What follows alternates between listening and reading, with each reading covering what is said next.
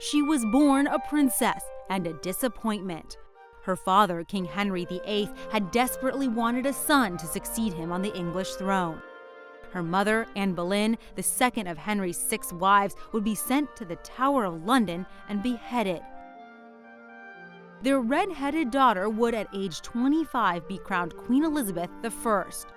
"I will be as good unto ye as ever a queen was unto her people," Elizabeth promised. It was not an easy promise to keep. All of Europe was in political and religious upheaval, Protestants clashing violently with Catholics. Elizabeth moved quickly to establish England as a Protestant country.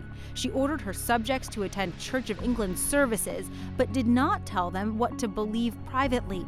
"I have no desire to make windows into men's souls," she said.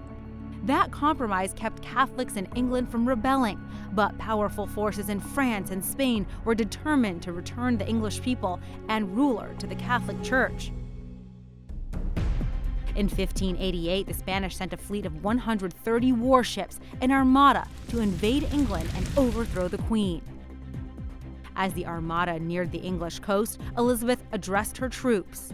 "I know I have the body of a weak and feeble woman," she told them, "but I have the heart and stomach of a king, and of a king of England too.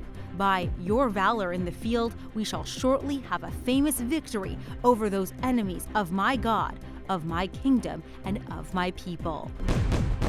The battle was fierce. The Queen's navy was outnumbered and outgunned, but finally victorious, helped by strong winds that broke the armada's formation. "God blew, and they were scattered," wrote one historian. "Only half of the mighty Spanish fleet made it back to Spain."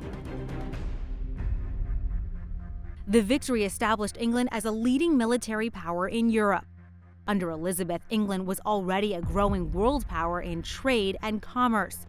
The Queen supported Sir Francis Drake in his expedition to sail around the globe and funded Sir Walter Raleigh's exploration and colonization of North America. Raleigh named the first colony Virginia in honor of Elizabeth, who was called the Virgin Queen because she had not married. Throughout her reign, the English Parliament pressured Elizabeth to marry, to ensure an heir to the throne, and possibly form a powerful military alliance with another kingdom. But any man she married would want to be king. Elizabeth turned down proposals from the kings of Spain and Sweden, an Austrian archduke, and 2 French dukes. "Better beggar woman and single than queen and married," she once said.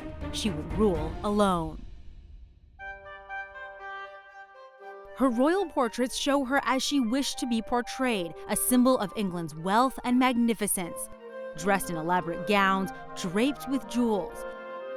As English author Sir Francis Bacon later wrote, she imagined that the people would be diverted by the glitter of her jewels from noticing the decay of her personal attractions. Elizabeth was aging and in poor health. She wore heavy white makeup to hide scars from a near-fatal case of smallpox and wigs to cover her thinning hair. She rarely smiled. Her teeth were black from eating too much sugar. When angry, which was often, she swore, spit, and threw her shoes. But her subjects loved the woman they called Good Queen Bess. When Elizabeth died in 1603 at the age of 69, the nation mourned. At her funeral, wrote one witness, "There was such a general sighing, groaning, and weeping as hath not been seen or known in the memory of man." Elizabeth left no heir to inherit the throne, but she gave her name to an entire period of English history, the Elizabethan Age.